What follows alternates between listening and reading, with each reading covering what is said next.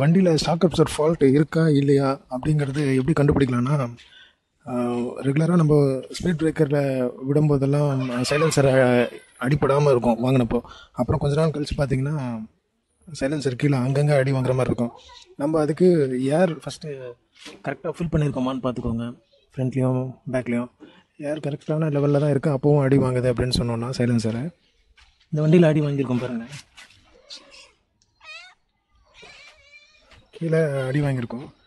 So அவ்வளோதான். Right சைட்லேயும் நம்ம ஜாக்கெட் போட்டு ஹைட் ஏற்றியாச்சு.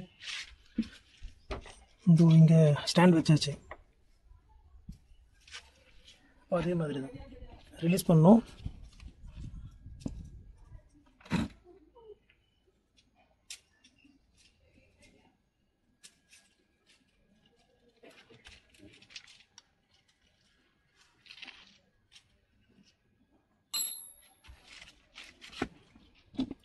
அவ்வளோதான், ரிலீஸ் பண்ணியாச்சு. இப்போ அடியில் பாருங்கள், ஷாக் அப்சர் ப்ராப்ளம்னால எங்கெங்கெல்லாம் அடி வாங்கியிருக்கு பாருங்கள்.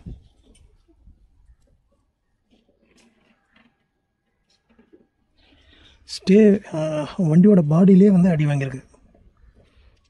இது வந்து ரஸ்ட்டு கோட்டிங் போட்டிருக்காங்க வண்டியில்.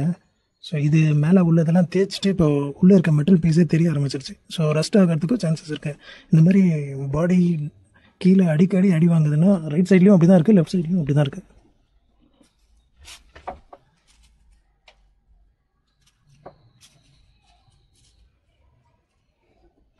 ஸோ அதனால் கண்டிப்பாக வந்து ஷாக் அப்சர் செக் பண்ணி ஆகணும்.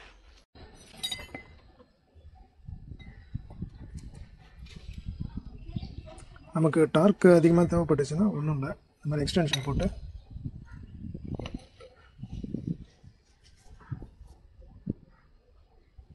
இது கொஞ்சம் ஈஸியாக இருக்கும்.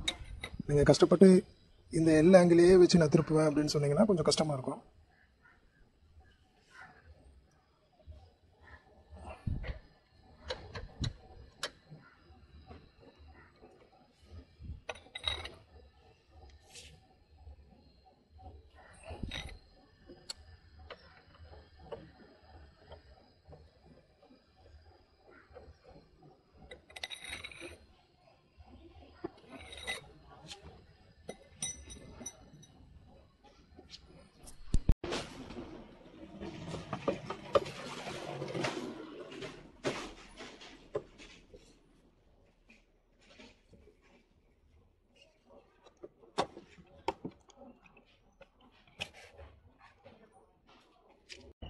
சில 13 mm தான் மேட்ச் ஆகுது.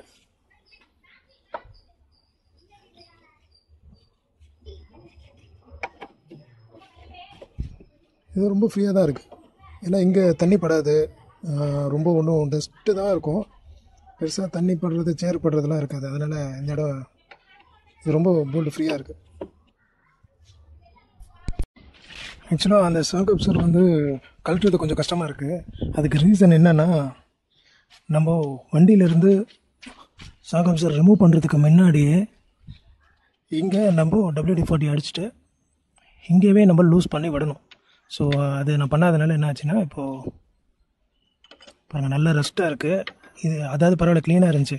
ரெஸ்ட்டாக இருக்கிறது அவ்வளோ சீக்கிரம் கழட்டவே முடியாது. ஸோ இப்போ நம்ம இந்த மாதிரி வண்டியில் இருக்கும்போதே நம்ம லூஸ் பண்ணிவிட்டு நம்ம கழட்டும் போது நமக்கு ஈஸியாக வந்துடும். ஸோ இப்போது இது லூஸ் ஆகிடுச்சு. ஸோ இப்போ நம்ம கழட்டினதுக்கப்புறம் ஈஸியாக கழட்டிடலாம். ஸோ இப்போ நம்ம இந்த ஷாக் அப்சர் என்ன பண்ணோன்னா மாட்டணும். வண்டியில் மாட்டிட்டு நம்ம அதை லூஸ் பண்ணதுக்கப்புறம் தான் கழட்ட முடியும். ஆக்சுவலாக ரொம்ப நேரம் ட்ரை பண்ணதுக்கப்புறமா ஃபைனலாக இப்போ தான் கழட்டுது.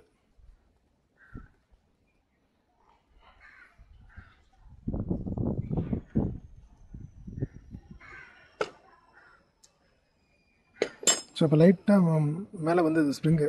ஸோ இதெல்லாம் நான் லூஸ் பண்ணியிருக்கனால தான் அந்த மாதிரி ஆச்சு.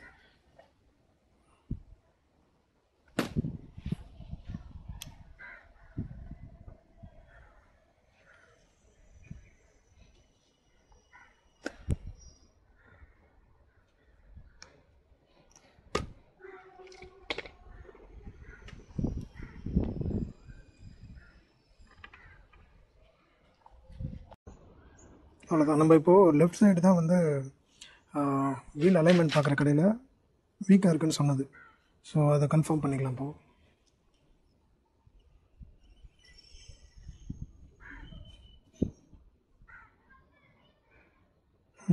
ஆமாம்.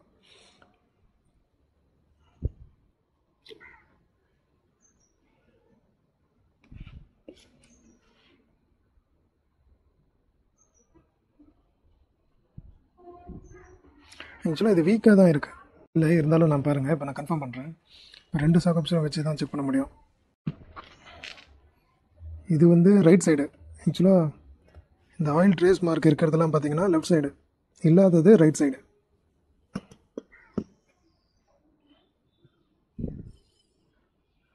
அழுத்தும் போது ஒன்றும் வித்தியாசம் தெரியல.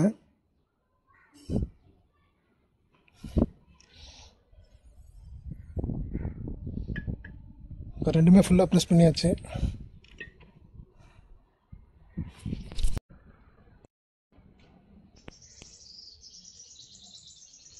ஆக்சுவலாக ரெண்டுமே ஃபால்ட்டு தான் போல இருக்கு. இது பாதி வந்து நிற்குது.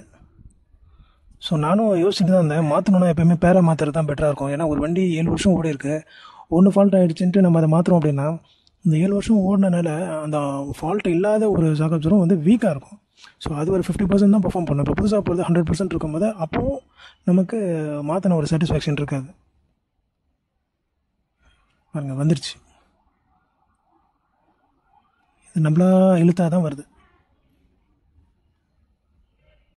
அதுக்கு முன்னாடி எனக்கு ஒரு டவுட் இருந்துச்சு. இப்போ பார்த்தீங்கன்னா இந்த ஸ்ப்ரிங் வந்து லெஃப்ட் சைடும் ரைட் சைடும் ஒரே ஹைட் தான் இருக்கா அப்படின்னு சொல்லிட்டு எனக்கு ஒரு டவுட்டு. ஸோ அதனால் ஸ்ப்ரிங்கையும் செக் பண்ணிவிடுவோம்.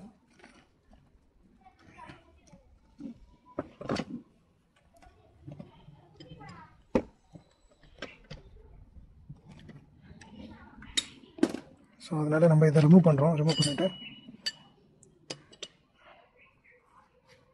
இது வந்து லெஃப்ட் சைடு, இது வந்து ரைட் சைடு. ஓகே, ஆல்மோஸ்ட் சேமாக இருக்க மாதிரி தான் தெரியுது. புதுசு வாங்கிட்டு வந்தாச்சு. ஸோ இதுவும் வந்து ஓஎம் பிராண்டுன்னு தான் சொல்கிறாங்க. ஸோ எதை கேட்டாலும் கம்பெனியில் சேல் பண்ணும்போது ஓஎம் தான் சொல்கிறாங்க. புதுசு எப்படி இருக்குன்றது பாருங்கள். ஸோ அதனால் வந்து அவங்க கெஸ் பண்ணி தான் சொல்லியிருக்காங்க. ஃபால்ட் இருக்குது, பட் அவங்க சொன்னது லெஃப்ட்டுன்னாங்க. லெஃப்ட்டும் ஃபால்ட்டு தான், ரைட்டும் அது வேறு மாதிரி ஃபால்ட்டு, இது வேறு மாதிரி ஃபால்ட். ஆனால் ஃபால்ட்டு தான். ஸோ ஸ்டக் ஆகிறதும் ஃபால்ட்டு தான், சஸ்பென்ஷன் ஒழுங்காக போகாததும் ஃபால்ட்டு தான். இன்னும் மல்டிபிள் ஃபால்ட்ஸ் இருக்கும். ஃபஸ்ட்டு நம்ம வெயிட்டை தான் செக் பண்ணோம். இதோட வெயிட்டும் அந்த ஓல்டோட வெயிட்டும் சேமாக இருக்கான்றதை செக் பண்ணுவோம்.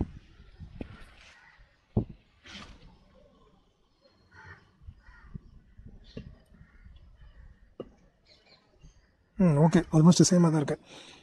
எப்பவுமே வந்து குவாலிட்டி வந்து இதோட வெயிட்டில் ஓரளவுக்கு கெஸ் பண்ண முடியும். வெயிட்டு கரெக்டாக இருந்ததுனாலே இந்த வண்டிக்கு ஆக்சுவலாக என்ன வெயிட் ஷாக் அப்சர்வர் இருக்கணும் அப்படின்றது டிசைன் பண்ணியிருப்பாங்க. அதை விட ரொம்ப மெலிசான தகரம் அந்த மாதிரிலாம் போட்டு யூஸ் பண்ணாங்கன்னா உடச்சிட்டு தான் போகும். ஸோ அதனால் அவங்க அந்த வெயிட்டை வச்சு நம்ம ஓரளவுக்கு கெஸ் பண்ணலாம் இது குவாலிட்டியானது தான் அப்படின்னு சொல்லிட்டு. ஸோ அதை விட இப்போ அடுத்தது நம்ம இப்போ இதுக்கும் டெஸ்ட் பண்ணி பார்ப்போம். ஓல்டுக்கும் நியூக்கும். ஓல்டு வந்து ஈஸியாக அமைக்கலாம், நியூ அமைக்க முடியல. நான் ஷாப்லேயே செக் பண்ணிட்டு தான் வந்தேன். இப்போ ஒருத்தர் உங்களுக்கு டெமோ காமிக்கிறேன்.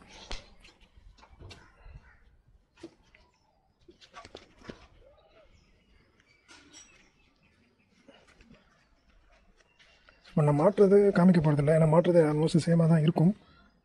இப்போ பாருங்கள், இது வந்து ஓல்டு,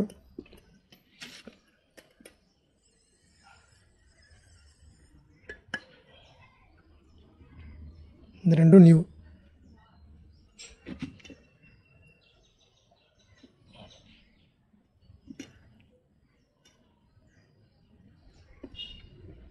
இந்த அழுத்தவே முடியல, புதுசு.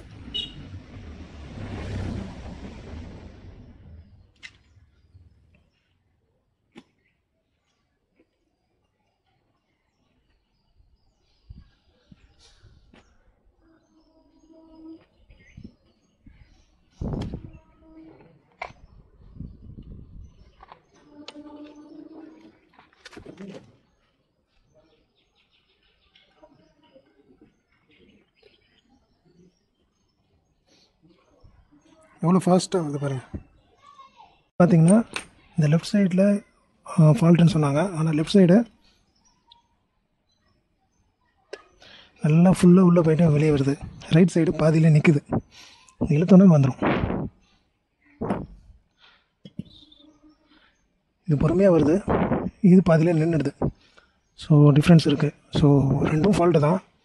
இது ஒரு ஃபால்ட்டு, இது ஒரு ஃபால்ட்டு.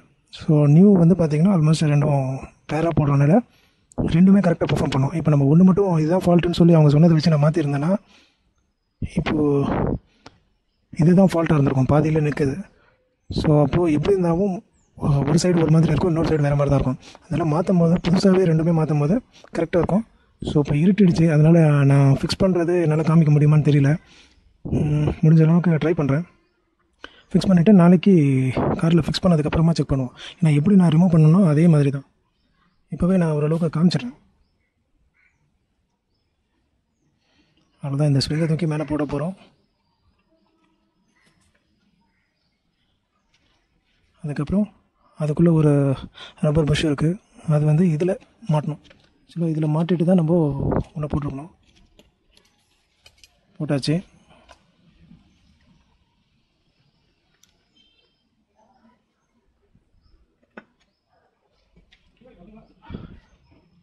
அவ்வளோதான். இது வந்து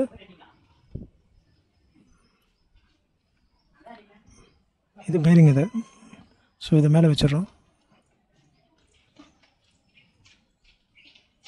அவ்வளோதான். இதை போட்டுட்டு இந்த போல்டு வந்து ஓரளவுக்கு தான் டைட் பண்ண முடியும்.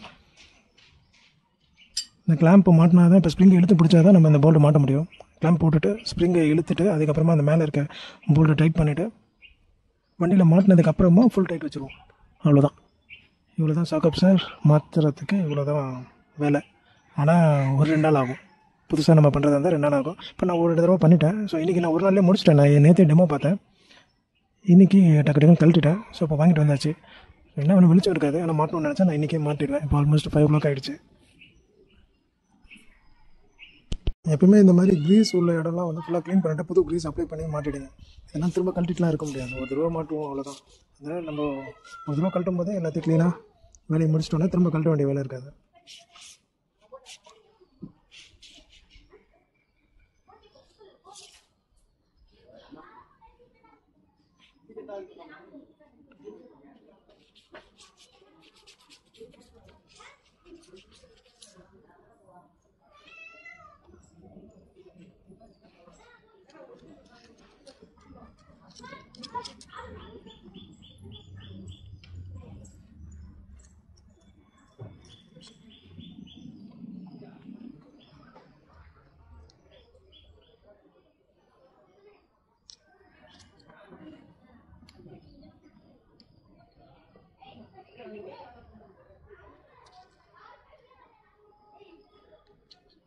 ஆக்சுவலாக இதெல்லாம் தண்ணி படாத இடம்.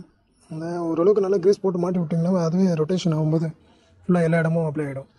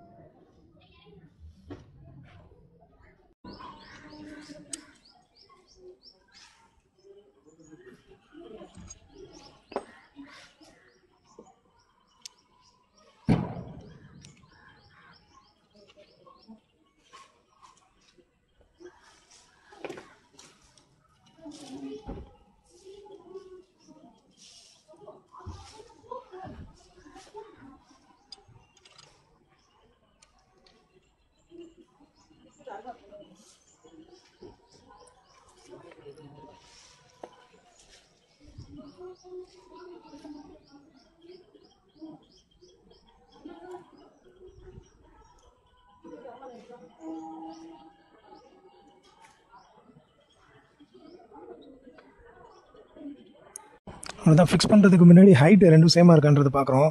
பாருங்கள், ஆல்மோஸ்ட் சேமாக தான் இருக்குது. ஸோ ஹைட்டில் எதுவும் பிரச்சனையே கிடையாது.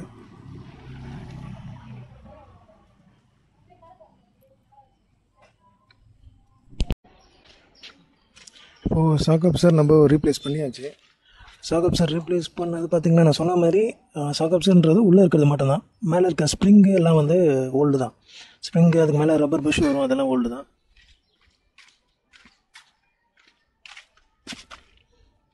இந்த பக்கமும் பார்த்தீங்கன்னா அதே மாதிரி தான் புதுசாக மாற்றிருக்கோம்.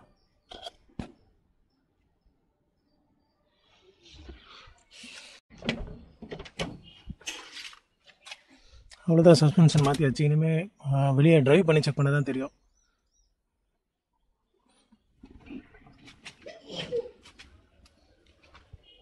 எப்பயுமே சஸ்பென்ஷன் வந்து நமக்கு இந்த மாதிரி பிரச்சனை இருக்கும்போது மாற்றிடுங்க. ஃப்ரண்ட்டில் மட்டும்தான் நான் மாற்றிருக்கேன். இப்போ பேக்கில் வந்து நான் இன்னும் செக் பண்ணலை. பேக்கில் ஃப்ரண்ட்டில் பார்த்தீங்கன்னா உங்களுக்கு ஸ்ப்ரிங்கு வந்து அந்த சஸ்பென்ஷன் கூடவே வரும். பேக்கில் செப்பரேட்டாக இருக்கும். இந்த இங்கே தெரிகிறது தான் சஸ்பென்ஷன். இது தனியாக, இது மட்டும் ரீப்ளேஸ் ஈஸியாக பண்ணிடலாம். ஸ்ப்ரிங்கு தனியாக இருக்கும்.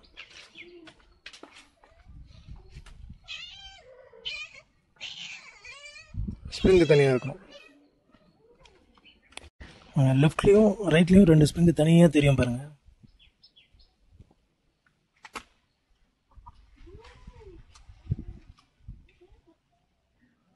ஸோ அந்த ஸ்ப்ரிங்கு நம்ம கழட்ட வேண்டியதில்லை.